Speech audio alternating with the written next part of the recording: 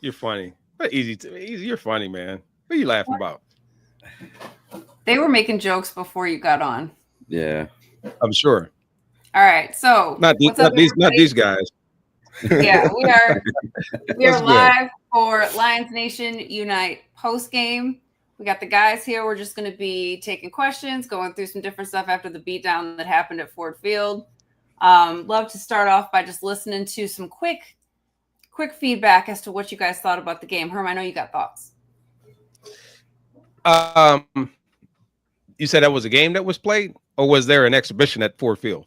I'm trying to. I didn't know. I checked out because I thought it was preseason.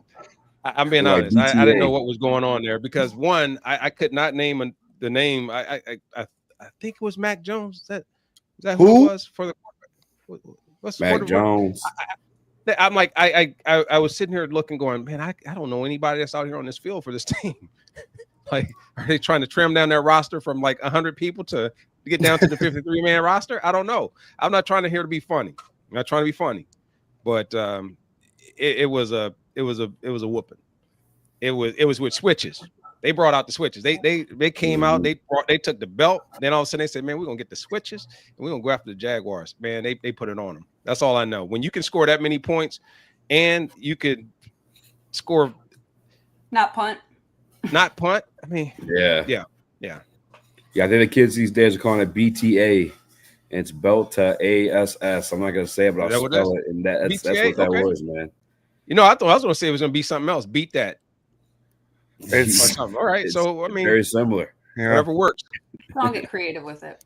Either would work. It was an absolute dominating performance from the Lions. And Lomas, shout out to Lomas earlier in the week before Ben Johnson said anything, said that the offense probably took week against Houston personally, and they're going to come out there and they're going to try to get their get back, and they did. Like Chrissy said, didn't punt once, 6 straight touchdowns to start in 6 possessions. Like, just absolutely dominating performance by the Lions offense. Herman's laughing at your Lomas quote. I just want to know for real, like with what we saw, right? Love of competition. Mm-hmm. Let's start there. Give me your in strength of team, because there's a reason why I'm asking this, and I'm gonna come back to it. And hold on real quick, Herman. We've got like 145 people. People need to make some comments. Let's hear everybody who's here. We've only got a couple comments. Oh, yeah, don't sit quiet. Yeah, don't sit quiet. All I would say is this. Let's start with this. Let's poll everyone and say, if you had to put them on strength of 1 to 10, 10 being like elite in the league, 9 and so on and so forth, coming down to just basically like 1 or 0, right? What do you put the Jags right now? 1? Maybe 1 if I'm being generous. I was gonna quarterback. What were you thinking? Easy, what do you have? They're bad. Like they're like, 1. I gave him like a 2. And I didn't think this was even possible. See what you got. I mean, it's just one of those where you kind of feel bad, you know. I did feel bad because I always say that you can beat, and the reason why I say that is because I always say, you know what, you can beat any team. Any team can win on any given Sunday. We could have had 12 more Sundays in the month. The Lions are not going to lose this game. Okay. They're not, they can, no, not here. It's just, this was a complete mismatch. But I say that to say this. The boys did exactly what you're supposed to do. If you're a focused team, if you know you have the superiority over the teams like they had, you go in and you put the whipping on them. You BTA right there. Mm-hmm. And that's exactly what they did. So I judged them on that. Forget about the talent level. Forget about the competition level that they had. Did they handle business based on the strength of the opponent? They did that. Team's ready. Couldn't stop water. Couldn't stop water. Couldn't stop a nosebleed. So real quick, we get a message out the way. He wants it so he can go away. Hi. Buy a hat. Subscribe. Buy a hat. Yeah, there you go, Bryson. Yeah. What's up, B? That's right. Subscribe and buy a hat. I was killing him. Get out of the system. All right, so here you go, Herm. 645 yards. They had more first downs than they had more rushing attempts than the Jags had. Wow. Rushing yards. Come on, man. Listen, 645 yards, 7 touchdowns, no punts. Man, you ain't even got to watch that game. Like right there, how do you even clean that up? Like when you go back, if I'm going back as a coach and I'm Jacksonville, I'm sitting there going, you basically have to clean up and say we didn't even practice that week. Like that, you stopped nothing. I don't think I've ever seen a game where a team was never stopped. I've seen where there are no punts and all those things, but you see teams advancing and maybe they turn it over on downs or they're doing, nothing. That happened once in 0-16, I think. I was there. Yeah. On the other side. It's good to be on the other side of it. And it's like we played the 0-16 Lions today. Yeah. It is, though. Oh, yeah. You have it there, 645 yards, 7 touchdowns. They would have made them punt at least once. Come on. I mean, even you look at the players on the team. Listen, Chrissy, or as my boy Lomas Brown would say, Chrissy, listen. Even at 0-16, you that was a dismal, bad team that did not have talent. They had nothing offensively. They had spotty players at best defensively. And it's not I'm judging their talent level, but just in terms of the way they were handled and the way they played today. The Lions took the life out of this team. And they did it because they could. They did it because they were supposed to. They did it because the Lions were the better team. They were the more superior team. Full stop. Full stop. It was awesome to see. 9-1. It really was. And you look at Ben Johnson said earlier this week, the defense was playing so well and the special teams was playing so well that the offense needed to carry their weight. Well, they carried their weight in this game. 645 total yards, 7 touchdowns, just multiple guys on the team with over 100 yards from scrimmage. Jared Goff, absolutely, they had more touchdowns than they had incomplete passes in this game. By 2. Like by 2. They only had 5 incomplete passes in the game and 7 touchdowns. Just absolutely insane performance. That's what I was getting ready to say. I mean, offense, big game. They do that one, but more specifically, I mean, Jared Goff. Last week, he was throwing some dirt on his name. And I get at the end of the day, it said 5 interceptions, but there was some context behind them. A few of those things, you know what I'm saying? Autry made a play, got his hand on the ball, forced a little bit of stuff early. One was a Hail Mary. And today was just a big, we're using acronyms, FU, to everyone that was kind of hating on him or pulling his name for that MVP candidacy. And I get that the numbers or just the style of play isn't as flashy as a Lamar Jackson, but historically, at least in the past decade, that MVP award goes to the quarterback on the team with the best record. And the Bills could continue what they got going right now and BTA these Chiefs. Jared Goff's back in that conversation because he'll be the quarterback on one of the best teams in the league coming into the season. I want to go back to something that was interesting. You had put up there, Chris, a minute ago, the 675 yards offense. And we talk about Jared Goff. We talked about last week. If you look at the offensive set and you look at the offensive play of the Lions, what they're doing, and I think this is teams defensively have not figured this out. The Lions are not throwing the pass on the outside numbers. They're not throwing it outside. Everything is in the inside numbers. And then even then it gets more concentrated to where they're playing in between the hashes and they're playing levels. And the reason why they're playing levels is Jared Goff, when he looks upfield and he has the pocket protection around him, he can see from the short receiver to the long receiver, or he can go deep route, mid route, short route, release, right? And because of that, the quarterback doesn't have to go far right, and all of a sudden I got to now see if there's a route available on the left and come back late to it. He's not doing that. And because of the way the plays are dialed up and the way that teams haven't figured out the middle of the field, and I was telling you, I'm surprised teams don't do more of a hybrid Tampa 2, where the linebackers are really making sure that you have to play the outside of the football, of their numbers. You got to make him make long throws to the outside. You got to force him to either be really one to look at the inside, look at the short side of the field, or he's going to have to look at the crossing routes in a different rate. He's going to have to come back to those, not start there. And because he doesn't have to take his eyes except from one level to the next level to the next level, and he's seeing the players cross in between him, man, they are sharp and he is precise. And then he's throwing balls to these guys that, I mean, when you look at St. Brown, he's got 11 of 11 targets, 11 of 11 targets. And not all of them were easy passes, but the fact that he could put them where they were supposed to be. I mean, that is phenomenal. A perfect passer rating. Come on. I mean, I think it's brilliant in the way in which Ben Johnson is dialing up the offense. I think it's great in the way they're attacking it.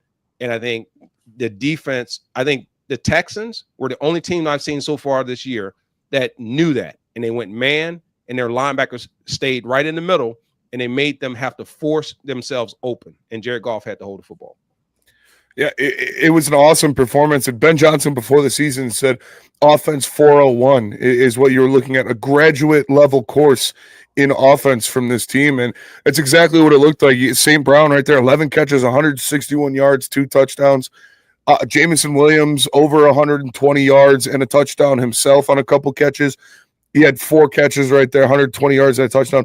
These are just, they went back to their roots in this offensive performance. They are doing those quick hitters, get the ball out of Jared Goff's hands fast, get it in the hand of your playmakers, and let them go wild. We haven't even talked about the running backs yet because Goff went out there for 400 yards and put himself back in the MVP case. So it's just awesome to see this offense clicking like it is. So Herman, if you could have did what they're doing the whole game.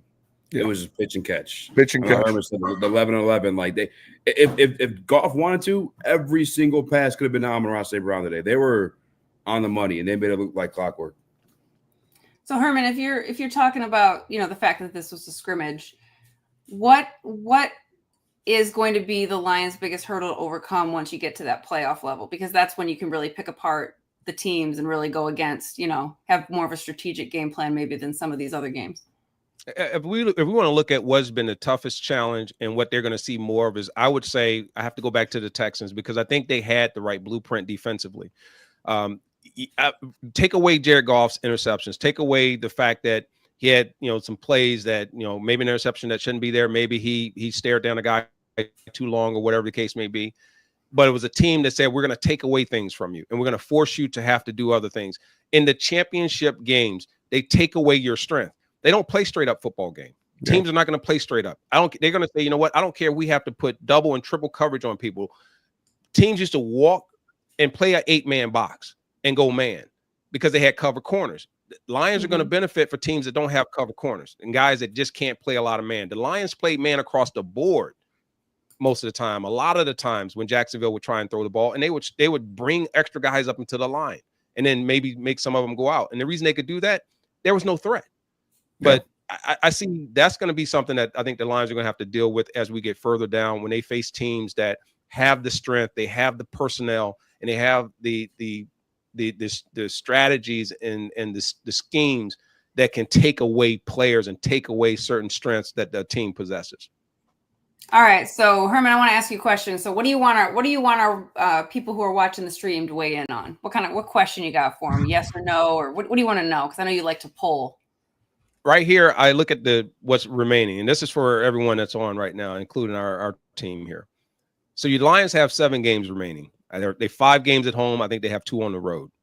Realistically, we're going to break this down to, I personally see the Lions at worst, and this means a total catastrophic collapse. They would go basically, I think 12-5.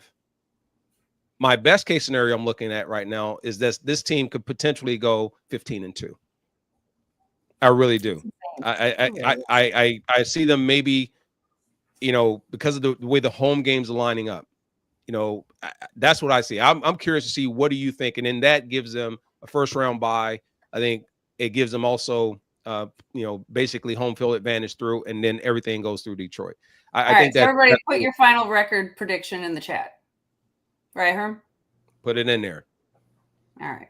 That's I agree. It's and that's something I wanted to bring up is we talked about Jameson Williams, we talked about Amon-Ra St. Brown and Jared Goff, but we haven't talked about Sonic and Knuckles. These guys, man, and it's not just them. Even when you put in Craig Reynolds or Sion Vaki, they were getting 7 yards a carry. Here it is. Gibbs, 69 yards on 11 carries. Montgomery 75 yards, 15 carries.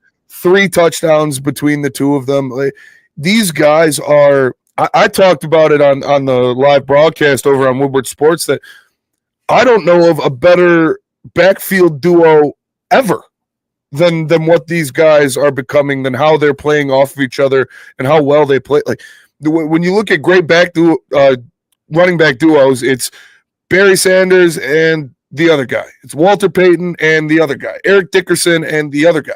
This is two elite running backs in the same backfield. It's crazy.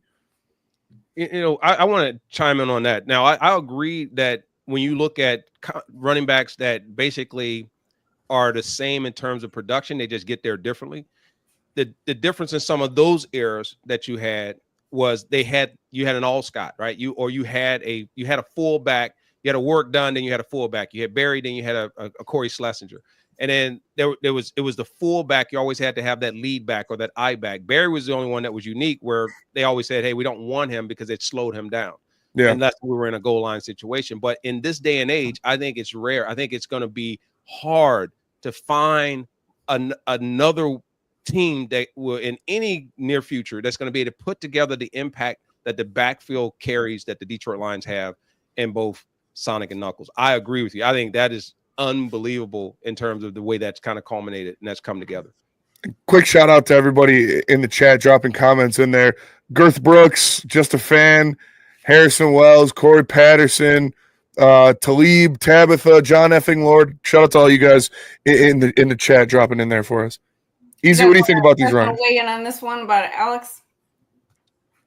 Alex Anzalone, yeah, that obviously Anzo out with a broken forearm, missing 6 to 8 weeks per Dan Campbell.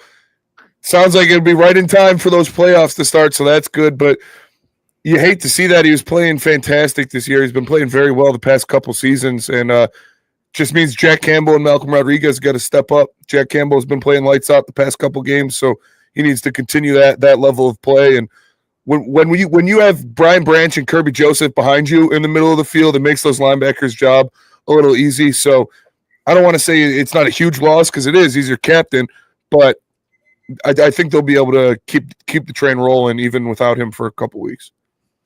Yeah, I'm kind of with you there. I think even like the defensive line, I know they haven't been getting as much pressure, but in terms of just like the run game, I think everybody plays their run fits really well. I noticed, like, and this sounds crazy to say because you're not supposed to have these strong of takes away from preseason, but like no matter who it was that got in there at linebacker this preseason, they were able to produce. And I think that a lot to Terrell Williams open up these lanes for those guys to fly through. You know, the defensive line doing their job, making it a lot easier on those linebackers. But Anzo, I think we'll miss him most in coverage. I know a lot of people look at him and they don't think of that, you know what I'm saying? Because maybe he's melanin deficient, but he's one of the best coverage linebackers in the league right now. Yeah, the past 2 years, he's been nice. I mean, are there any teams that I'm thinking that are coming up that the Lions may face where they have, whether it be running backs or tight ends, that could potentially create a problem on that? Because that's when you start bringing them into that coverage, it means that all of a sudden you got to play a little bit more man on the corners, and you also have to commit safeties down a little bit more towards that, which, you know, I think these guys do a great job of patrolling. You look at the deep thirds and the deep quarters. So I really want to take a look at that. What you got there, Chris? Oh no, Herm, look, what is this channel? Yeah. Spenny, Easy, and Herman? This is Lions Nation Unite. And so I'm known from somewhere as well, potentially. Oh yeah. Shout out to you guys. Wilbert Heavyweights, Herman Moore, CZ. We're on here. It's a lot of fun. Make sure you tap in, subscribe, like, and all that good stuff. Follow us on all platforms. Speaking to what you said, Herman, I think the first one that off the top of my head that I think of is the 49ers. You know, when you look at George Kittle and Christian McCaffrey, that's going to be a little tough with those guys receiving the ball for sure. But that's in the I'm not worried about that. We got Indy next week, and we're going to tear up the Colts. Immediately, I thought Josh Allen, Dalton Kincaid, and Dalton Knox. I think just those tight ends and the fact that Josh Allen, he could tuck that thing and run if he wants to too. I look at Anzo. I remember game one, he was everywhere. You know what I'm saying? Immediately dropping guys in the backfield. He's a veteran of that linebacking core, and I think that's where you miss someone. Not so much X and O's, but like instinctive plays where you see a quarterback like Josh Allen tuck the ball and run. But when you're scoring as many points as Detroit Lions are, I mean, you know, even if they got to stop us too. Yeah, you know, it ain't gonna hurt you so much. You know, one area I was looking at AG too. Only 6 points. Yeah, 6 points. I know. They couldn't find nobody to score. I mean, they were hey man, listen. Mac Jones was throwing it to the sideline every time. I'm not gonna lie. Look, I saw what it said. If you look at the stats, they showed the stats on the screen. They said Jacksonville was like the worst in the league. Like they had only, and I think Dallas was second. Like they'd only scored 3 points ever in their opening drive the entire season. 3 points. And I'm watching them drive, and they took a little bit out of the playbook from the Texans, right? They were going to short passes. The rush wasn't getting there. They were getting real quick hits. Kudos, man, to the secondary and the way they were coming up making tackles, man. These guys were spot on. They were aggressive. I mean, they were stopping them full stop right in their track. And they had this little playbook. And I was like, oh, okay. Jacksonville's doing a little something with players I don't know. And I don't know who these people are. But, okay, they're making some things happen, right? And that concerns me just a little bit in that the only thing I thought they adjusted, Aaron Grant, kudos to AG, those guys adjusted very quickly. They went into man. They said, okay, we're going to commit more to the line of scrimmage for more pressure because the pressure was obviously not going to get there. And then they went into man. Anytime there was a motion by the Jags, they would immediately jump. You see Arnold, you see the corners, you see all the guys, they would jump into a man coverage. And then they started to really understand how to stop it because the other team really had nothing else to go back to. They couldn't all of a sudden come with the man. They had no play action. It was running the ball. The running back's running right into the back of his own line and run into the line. I mean, it was a mess, right? And at that point, I just felt like I didn't know if they were ever going to score again. Like, would they even have a chance to score? That's how great this team was playing today. And again, kudos to them because, again, I'm going to judge this team by not playing down to the quality of your opponent. And if anything, I felt bad because I said they got a coach also that's not going to break rhythm. He's not going to ease up off the gas.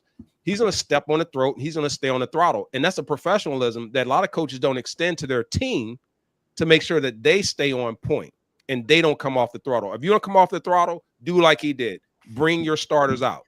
Yeah, and that's the thing that feels, I think that's the thing that feels different in this era with Campbell is that the Lions don't play down. They're staying at their level regardless of who they're playing. And that's you can feel that on the other side of it.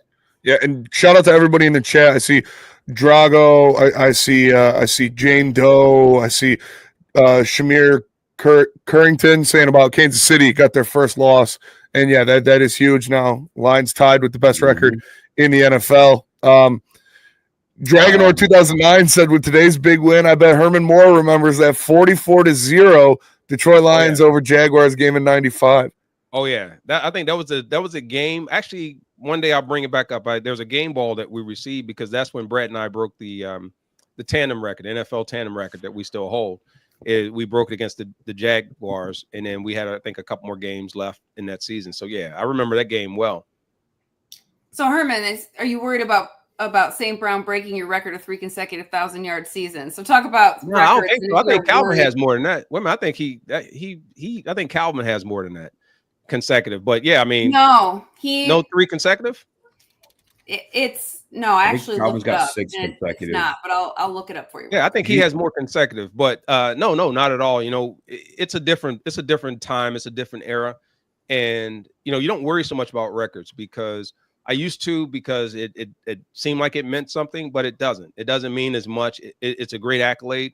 And if anything, it shows you if you're happy and you're excited about the level in which he's playing, it actually is a tribute back to players like myself and others who a while ago would have done that exact same thing in a different situation, in a different scenario. So it shows how difficult that could be or what the standard is that they're trying to achieve. So that's always a great thing. I hope he goes not just there. I hope he goes beyond.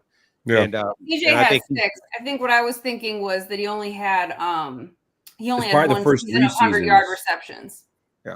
Maybe I don't know. But I tell you what, my guy Herman did have records. Deserves to be in that goddamn Hall of Fame too. So yes, don't forget the records were set by my guy H-Man. Yeah, listen, NFL, you cowards, let Herman Moore in the Hall of Fame. He deserves it, man. Hey, I know. I saw also another thing here, man. Marty Marr. I just want to say I like when people give kudos and shout outs and understanding. Everyone who didn't know, Brett Perriman and I, when we broke the record, Brett ended up suffering a stroke a few years ago. I want to say a few years, probably 5 or 6 years ago. 2016. Wow, it's been 8 years, and so it's left him, you know, in a different state. But he's doing okay. But you know, he's not obviously himself. But yeah, I wish him and his family always the best, man. And I appreciate anyone that will always remember the other guys. You don't have to bring myself and Barry and all these other guys forward, but you don't have to discard them or throw them away. And light of what's happening with the new team now, because you can be great in your time and your era, and now you just like the total thing that they're doing as a team. You like the total stuff that's happening as an organization, and you don't have to trounce on someone else. Remix.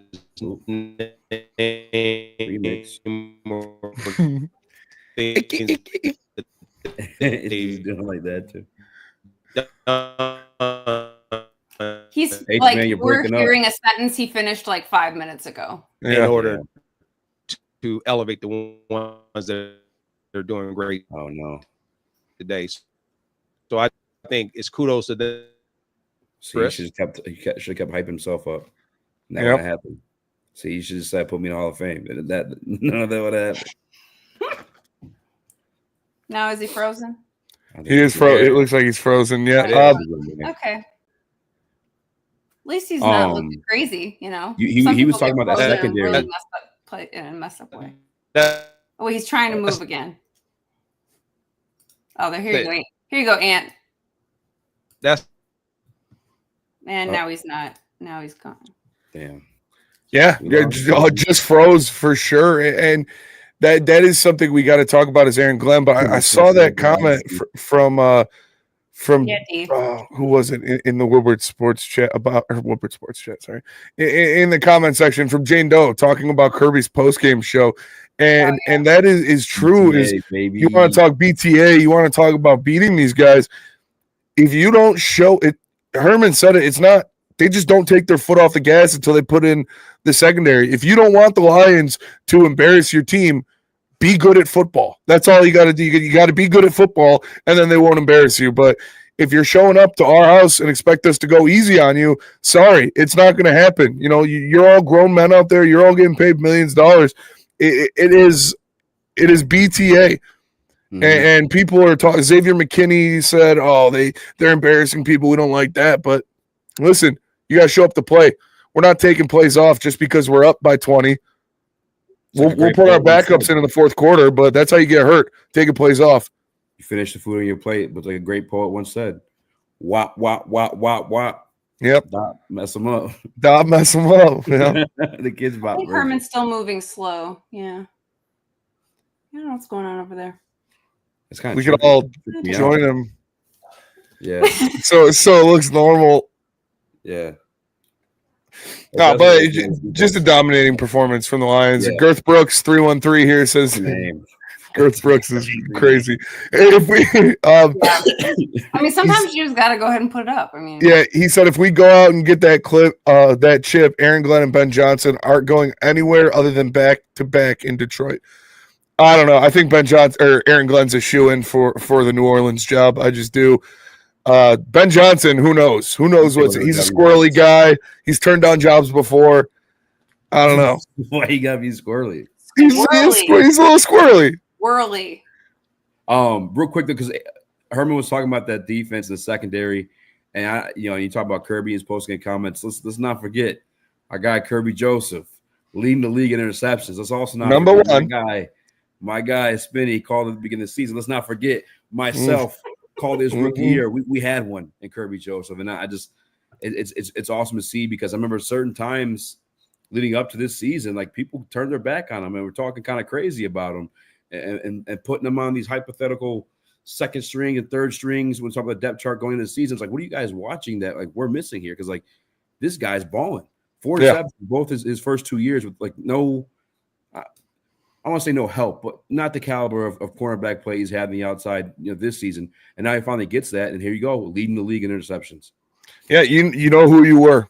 Those people out there in YouTube land and all of that saying Kirby Joseph is going to be on the bench. Ifeanyi Famu is going to start.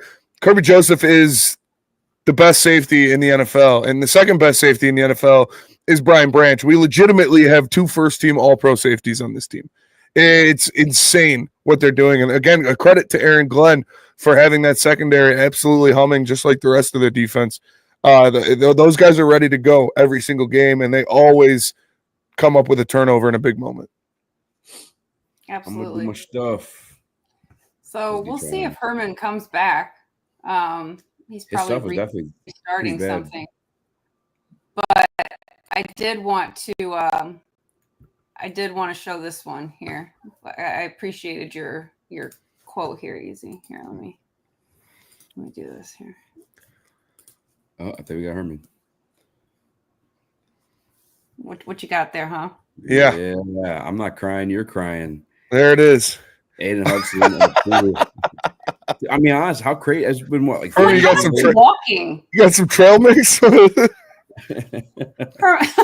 Oh, he's back. Hey, I just figured, listen, man, if they tapping in because they say, you know what, Herman over there talking about records and talking about stuff, and he's letting stuff out, so we're gonna go ahead and freeze his internet, do whatever we're gonna do. So I figured I go ahead and sit on over here and do what I do. NFL. So now you're just having some granola. Super Saiyan Lions eating some crow here. He says, I'll say it. I talked a lot of crap about Kirby, and he's proven me wrong. Good man right there. I was a Kirby truther through and through. How can you not love the guy after what he did to Aaron Rodgers? As Herman, when you got sent to the Matrix there for a second, I wanted to ask you about, because Kirby Joseph and Carlton Davis both had some comments about guys like Xavier McKinney talking about the Lions embarrassing teams and the Lions going too far. But for me, it's just, if you want to beat the Lions or you don't want them to embarrass you, you got to be better at football. If you don't like what teams are doing to you and you want to have something to say against them, do something about it. And the reason why they can't do something about it, because the Lions are there to answer the bell. And when you have a team that's willing to step up, and you have a coach that's sitting there that says, you know what, you want to come after one, you coming after all. And the team responds. That's the difference. This team, and you know, I like that, Bo. Like Hut, he's cut from a different cloth. This whole team's cut from a different cloth. It come from a different mentality. And one thing I would say I love the most about Coach Campbell and really Brad Holmes and the organization and what they've done. And this is when I was before the internet, and I went back to the 90s and got a snack while I was waiting on my thing here to load. Comment, I thought that was beautiful.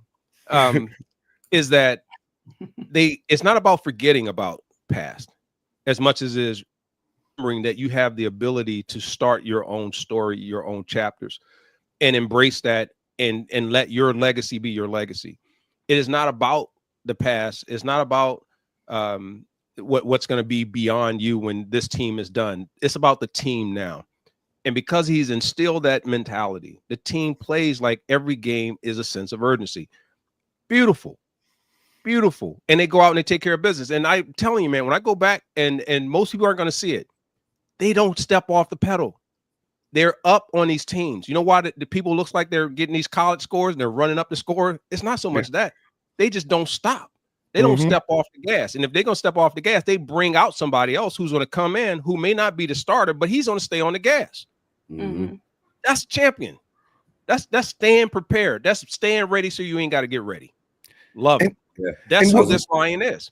What are we supposed to do? Stop running our offense? Like they couldn't stop us running the ball or passing. We brought in Craig Reynolds and he's running for 8 yards a carry. You want us to just kneel the ball out for the whole second half? I'm sorry. Za'Darius Smith was talking about it this week in an interview with CBS, and he's just like, I see why this team is as good as they are. Like there's practice, like there's no slouch. There's no slouch. They're still going just as hard. And he referred to Carlton Davis breaking his thumb in practice this week, and I'm around St. Brown. Like these guys are still going just as hard as they're going in training camp. And that's both in the coaches setting that mentality, but also gathering players like that are going to bring that oomph, you know what I'm saying, to bring it out of the next guy across from them when you're practicing those reps. And I mean, to hear from a guy that's been around the league like that just kind of confirms it. You're also watching it on the field. Like a lot of times you'll see teams, even though they're good and they got a great record, they still play down to their competition. The Detroit Lions don't do that.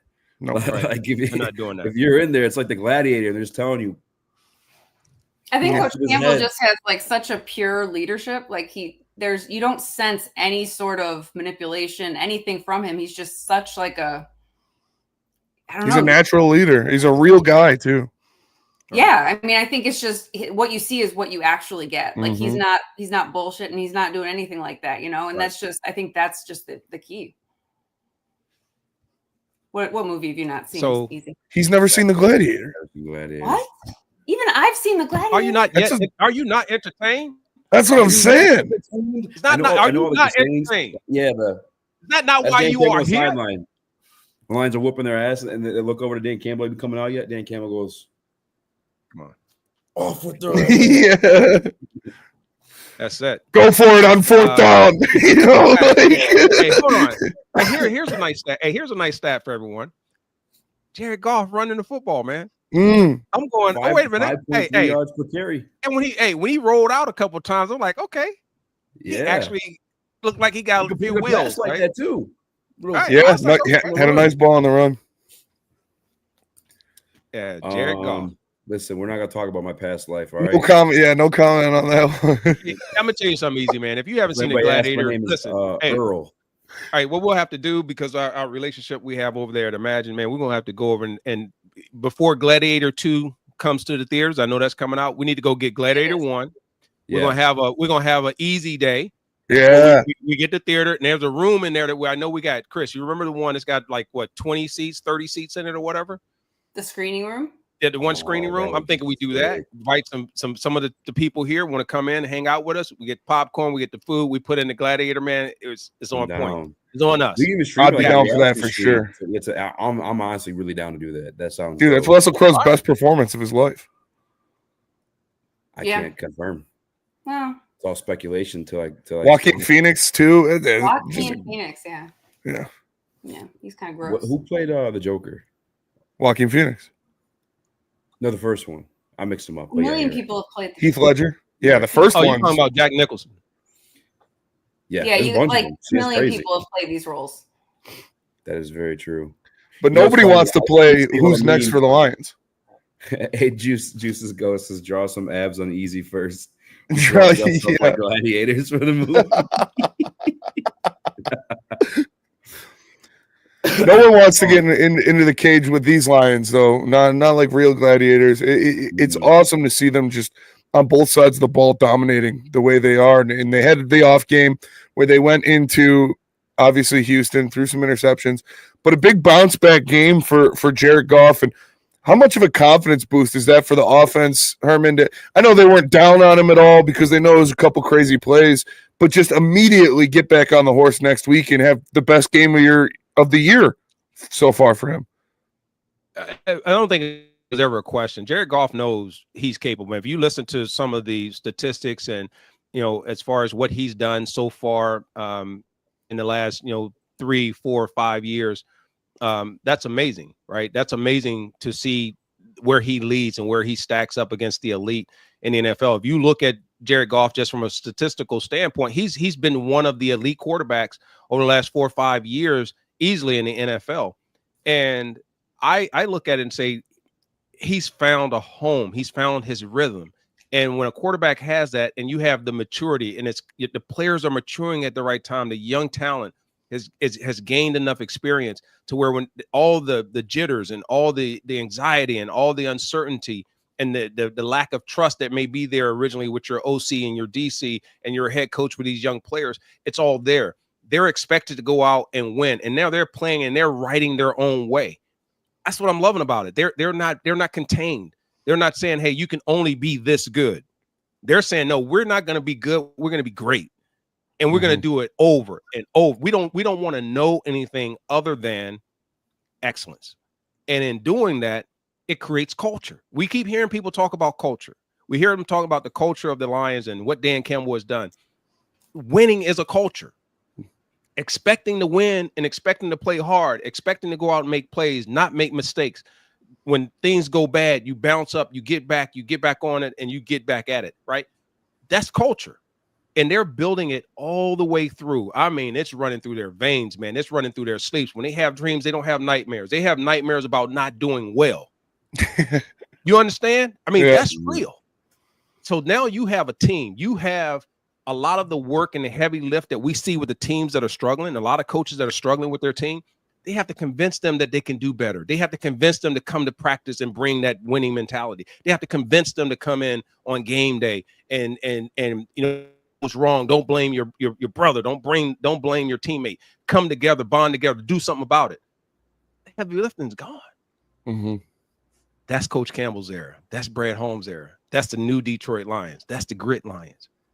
That's why we sitting here and we loving it. That's why you have these channels. That's why you have all the people that's in our chat right here looking and listening and wanting to chime in. There's something special happening. Just embrace it. I'm there. I was sitting there going, I don't know. It's real.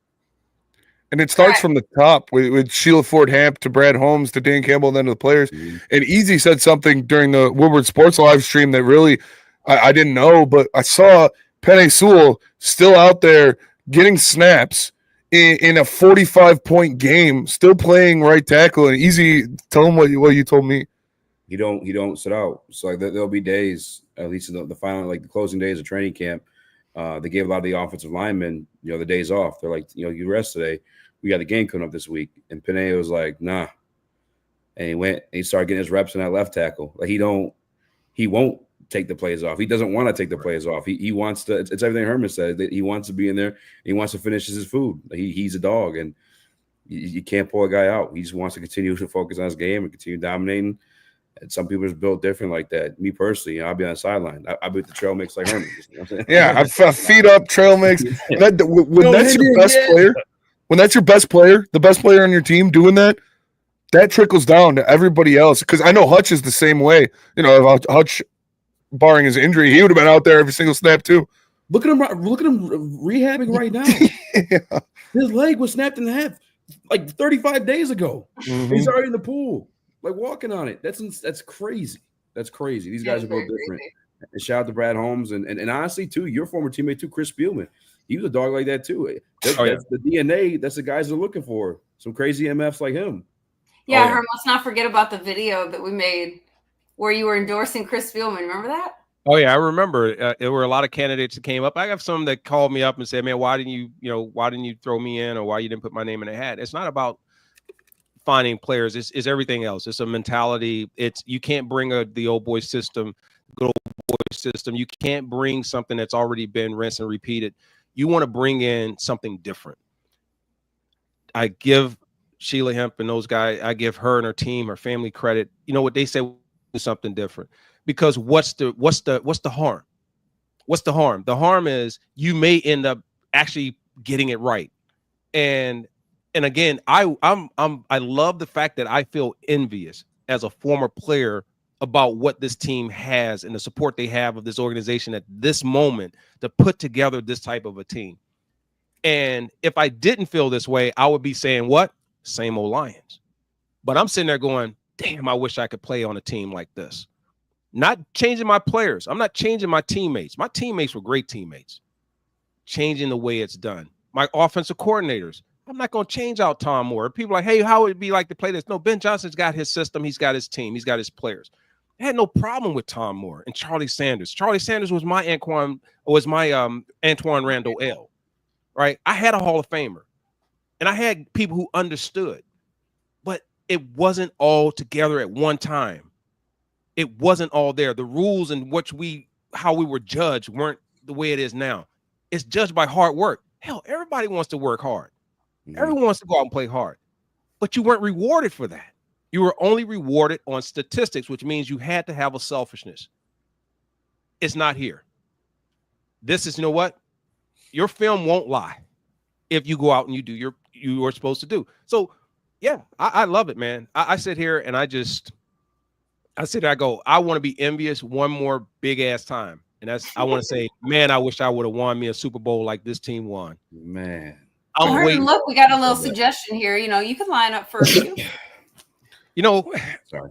Now that we're actually on that one, and then I want to come back to this, and hopefully nothing freezes, because I did pull up my task manager over here and say, listen, man, I don't know what's going on with this 100% use of my CPU, because it shouldn't be there. And all of a sudden now it's back at 39, and I'm monitoring it because, your boy do something. And anything that pops up that's not supposed to do there, yeah, we're doing a gate check. But if I had to go here, I want to be envious. I want to sit there and go, give me a complimentary ring. But if you want to bring me back, remember, I still left with the Giants. Typically, it's the last team you leave with. So I don't know if I'm really supposed to be where I'm at. I am a Lion through and through. Yes, I want to make sure it's all that. But man, this is like, damn, I'm excited. It's real. We're the front runners, man. We're sitting there. Yeah. Right? There isn't a team we can't beat. Come on. I love Very it. strange. So here's a question. So, although I love everything we saw, I do come back to this. I do have some concerns still. Uh-oh. I'm looking at one sack that was split by two people against this offense. We talked about the pass rush. They threw the ball. They had a quarterback that had time. And then when he did throw it, he just wasn't, come on. Threw it out of bounds. Right. That just wasn't a great anything, right? Yeah. And so that's still a concern of mine. Like, I would have expected us to have more pressures. I would have expected us to not just have the running back hit at the line of scrimmage or get a yard or two, but a lot of stops in the background, pushing that line back. We brought a lot of people up to the line sometimes to bring pressure. And I just didn't see the penetration and the disruption that we need to be having at this time in the season. When I say total dominance came from just stopping the plays at the line of scrimmage. It was breaking up passes because they didn't really have a strong receiving core. They didn't have a running game you really had to fear. You didn't have a quarterback that you were fearful of that was going to, bait you and then pick you apart. So you really had no pressure, but I didn't see it. So I don't know what you guys felt on that. That was the only, if I had to pick one concern, that was the one that I was concerned with. My concern of the game would probably be Jack Fox getting rusty because he didn't have to see a snap this week. But with the pressure aspect, I think that was kind of as terrible as their game plan was, that being Jacksonville's. That was part of their game plan, was to get the ball out of Mac Jones' hands quick, because that guy's a pylon back there. He's not going to be running around extending plays. So they probably told him, listen, if you count to 2 in your head and the ball's still in your hands, throw it out of bounds, because they were getting it out of his hands fast. I saw someone say in the Woodward Sports chat, in the YouTube chat, sorry, Force of Habit, Juice's Ghost said, we will see maybe what we're doing against the running quarterback next week. That's for sure. With Anthony Richardson back there, expect more sacks because he's going to be trying to extend plays, trying to run around, and they'll be able to get their hands on him. Man, I'm telling you. And address this though, like I never walk away from anything. So I know some are saying that I'm nitpicking. They don't have to be the Ravens type. They don't have to have the Ray Lewis Ravens type defense to win and all that. I agree. But what you have to understand, like, we're all going to look at it from a different perspective. Mm-hmm. And things you're going to see and things I'm going to see are different things. You're looking at the outcome. I'm looking at what will happen down the line. This is not the best team they're going to play. No. And there's things you're going to want to see. As I said before, they did exactly what they were supposed to do against the other things. I'm just saying this was an offense that didn't have anything. And so I wasn't, they stopped them, but a lot of it, they weren't going to get damaged anyway, because this wasn't a high-powered offense. This was a team that's 2-8 that we already knew wasn't going to do anything. So let's not try and make it like my nitpicking is me saying that they didn't do a good job. They did an excellent job. I said the only thing I'm concerned with is that I would have expected a little bit more because they did pass the football, right? If you look at it, the man dropped back and he threw, 20 passes, 25 passes? 29. And I want to go where I want to say how many pressures were there. If I'm a coach, you know what? You know what winners do, and you know what the best teams do is attention to detail. They nitpick. Mm-hmm. You may not want to nitpick. You may be just good with a win is a win is a win. A win and a win and a win is not a win in the next game. Okay. And so all I'm saying is I'm paying attention to that, not putting this team down. Yeah. Right. So that's all I'm saying. So those that want to be surface, but I'm not stepping away. I'm not criticizing. I love it. When it come for me, come at me. But it's like, it's fair. But I'm going to tell you what I know.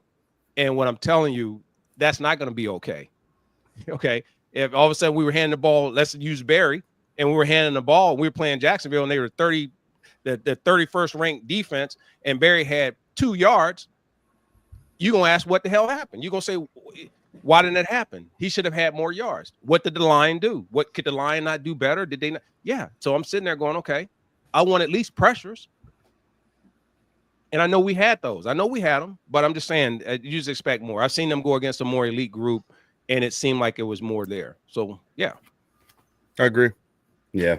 And probably tomorrow or Tuesday, whenever they release the film or some of those advanced analytics, I'll be curious to see those pressure numbers too. And then like again, using the word analytics, when we sit down, we talk about this game. That's what we're doing. We're analyzing what we've seen, and if you bring up anything of concern, yeah, we didn't.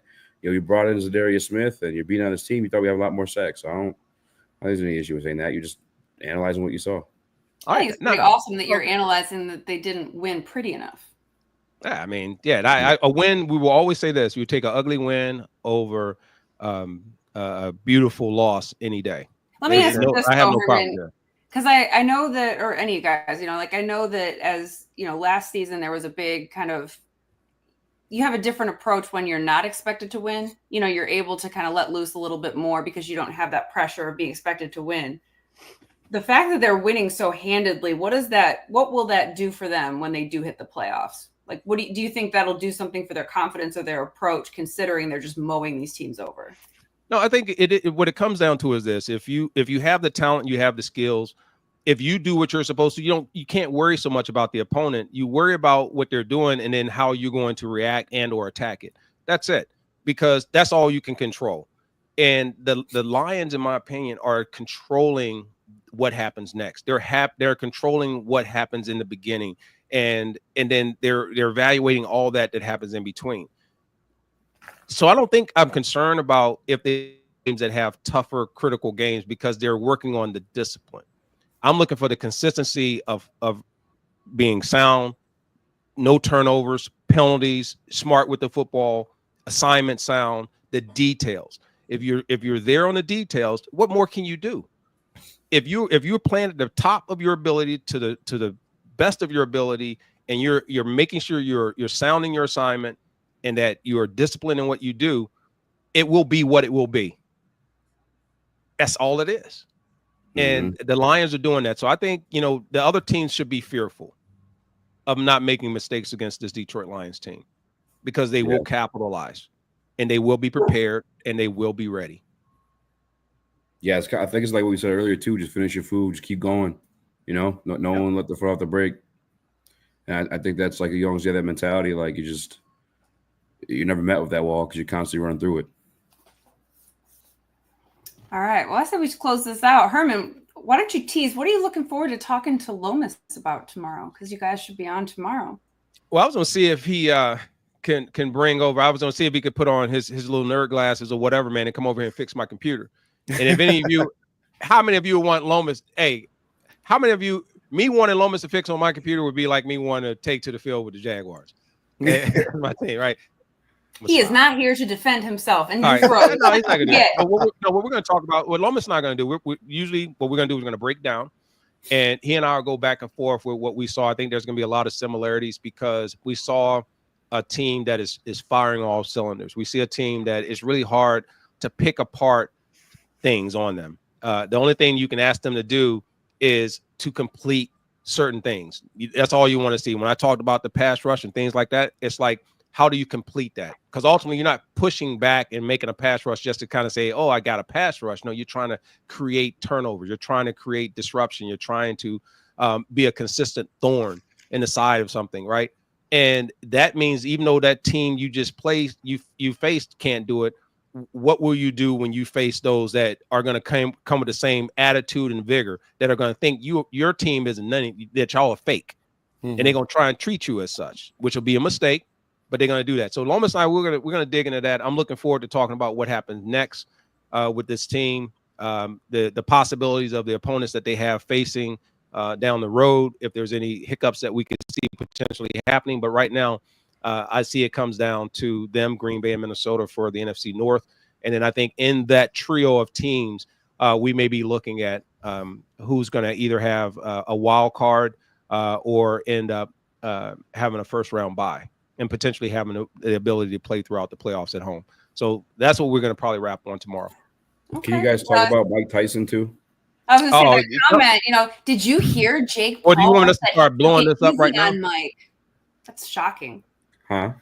Hey, Chris, what did you think? Now, everybody don't know about you, that you're MMA, you're into that boxing, you're into that kind of that wild fights. Not I won't say that, it's kind of surprising, but I mean, you're really into that stuff. I am really into it. I have to say the most hilarious part was when the man was not wearing any drawers, and Netflix Netflix is just showing everything all Rose out on there it, like too. that. Double cheeked up on a Friday afternoon. I'm like, what is going on here? Hey, first of all, I was sitting there going, why is there inside the locker room with Mike Tyson walking around with no back? Yeah. Not one person in there go, hey, Mike, hey, dog, there's some shorts over there, dog. You can put those on. And they're really lightweight because you're going to have to wear them when you go out there. You don't And feel everybody breeze? just walking around like they're like this. Hey, Mike, so Mike, what you got going on? Hey, Mike. Well, Mike Tyson, Hey, good guy. hey, Mike. Yeah. Mike, what do you think about the fight? Come on. It was Yeah. like, did the camera guy not do right? Like, was he supposed to not pan down, Oh, or he was was a freak. it just, Shit. or was it Hey, staged? Like, was it supposed to be? The cameraman was a freak. You know, I this was is trying to Cameraman figure was out. second opportunity. I want everyone to know this is Netflix's second opportunity at a live event. The first one was the Love is Blind reunion. That was a big fail. They never even made it on the air. This one, it was wow. just a lot of buffering. You know, they've taken it a step up, apparently. Ju- Yeah, and go ahead. Go ahead. I was Go just ahead. kidding. Juice's Ghost says, you going to tell Mike Tyson to put his pants on? I'm not going to be that guy. And listen, I don't even think you could tell Mike anything at the end because they were talking to him. He was like, I don't know if he was tired or tired of answering questions or just he as like yeah, Mike's a G. I mean, that's OG right there, man, because he was sitting there like, man, I don't really know, man. We fought. And what do you think about the guy? I don't have no He's a time for good fighter. pants. He's a good fighter. You know, he's a good fighter. He's a good fighter. I just 20 million in his the girl- bank account. the girl before that, where her eye was like falling out, like that was. Mm. I just know they made a mint. They made some blocks on that. And Oh yeah. Wasn't it 40 and 20? Isn't but that listen, That's what I and heard. I sat there and I told her, I said, listen, for them to have the best to go the distance, who would have thought it? I thought even if Mike didn't throw but just punches and he was throwing them against the air, it wasn't going to last the whole fight. Yeah. Even if he didn't hit anything. Jake Paul was Right. like, And I was like, man, you could see he did not want to hit him. He I kept respect backing him off. for it, though, So I was 'cause like, but man, listen, man, I don't wanna I don't see like that. fake stuff. Like if you're gonna fight, go ahead and make it 4-round fight, but you fighting for real. You can't take people money like that. But then again, I'm going. It was Yeah, D. part of my D gets this Netflix one. package. Deanna Lynn, Netflix ratings are dropping. Tyson, enter assless chest. Hey, you know, who needs an OnlyFans when you got Mike Tyson on Only Netflix? fight for Mike Tyson. Yeah. Only fight. Oh my god, we should have known something was coming, man, when he did weigh in. Yeah. I was like, yeah, what? yeah. he stepped on Yeah. his toe. I'm like, He did some man, wild but stuff no, before man, that, too. He just walk around in underwear. I'm gonna ask you this: there's got to be long shorts that are light, super lightweight that weigh just as much as underwear. Yeah. That won't add pounds to you because the underwear is not going to add, but what maybe an ounce to you, 2 ounces. I don't know what they would weigh. Yeah. Yeah, Pretty it's much. I just think they just get out I mean- there and get some air. I don't know, man, but it's like I'll just be on the scale, man, with something. It's like no, I can't go. Yeah. Like a football girdle, like what without the hip pads and the butt pad in it, just the I don't know, but I think we should end it with Mike Tyson's ass there. Appreciate you all tapping in. We are the Woodward Heavyweights. She's CZ. He is Herman Moore. We are Lions Nation Unite. Smash the like button, subscribe, and you see those hats, you see that shirt. The shop is popping right now. Get all of the merch you can. Lions Nation Unite to the moon. Appreciate y'all tapping in. Smash that like button. Lions huge win. We'll see you guys tomorrow. Herman Lowe. So check it out. People, yes, Peace. sir.